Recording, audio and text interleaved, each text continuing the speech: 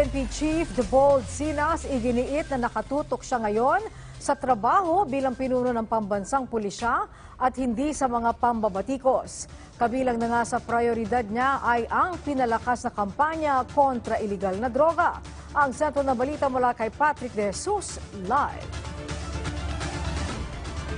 Angelique, matapos ma-appoint bilang hepe ng pambansang pulisya, pinangunahan ni Police General Debold Sinas ang change of command ceremony sa National Capital Region Police Office ngayong araw. Papalit sa kanya si Police Brigadier General Vicente Danao Jr. bilang Acting Regional Director ng NCRPO.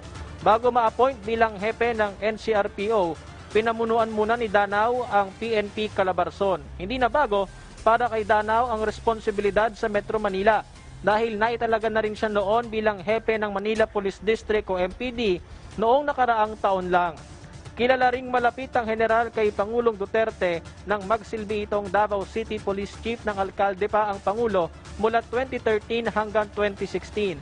Si General Vic Danao ay bahagi ng PMA Sambisig Class of 1991.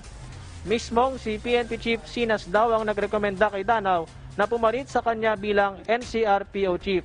Samantala, sa unang pagharap sa media ni Sinas matapos ma-appoint bilang PNP Chief, aminado siya na nasurpresa siya sa pagkakapili sa kanya ni Pangulo. Naging kontrobersyal noon si Sinas dahil sa isang manyanita noong kanyang kaarawan kahit nasa ECQ ang Metro Manila. Anya, sa halip na pansinin ng mga batikos, pagtutuunan na lang daw niya ang trabaho bilang PNP Chief. Ma-designate ka or ma-appoint as a PNP ay hindi po namin alam yun. Hindi rin namin alam. Maski pa sabi-sabihin dyan na ikaw na, hindi po yun. It's only the President knows kung sino po yung appoint niya. Ako, I'm very happy. I was the one appointed. Mga batikos, kung yun talaga paniniwala mo, wala akong magawa. Mauubos yung oras ko kung lahat po ay sasagutin ko. Ipinaubayan na raw ni Sinas sa prosecutor ang investigasyon ng sinasabing paglabag niya sa quarantine protocol noon at giit pa niya, dapat lang matuldukan ang issue ng manyanita. Alinsunod naman sa direktiba ng Pangulo na paigtingin pa ang kampanya kontra droga, halos parehong estratehiya ang kanyang gagawin noong siya'y NCRPO Chief at yan ay ang koordinasyon ng mga police station sa pagtugis sa mga drug personality. Yung mga operator ba natin, maski na sa estasyon, ay hindi po huminto sa pagsunod. Kung kailangan lumabas sila sa area nila dahil sinusundan nila yung target, ay ginagawa po. Nagpapaalam lang po ng tama at nag-coordinate po properly para wala pong inggitan and miscoordination.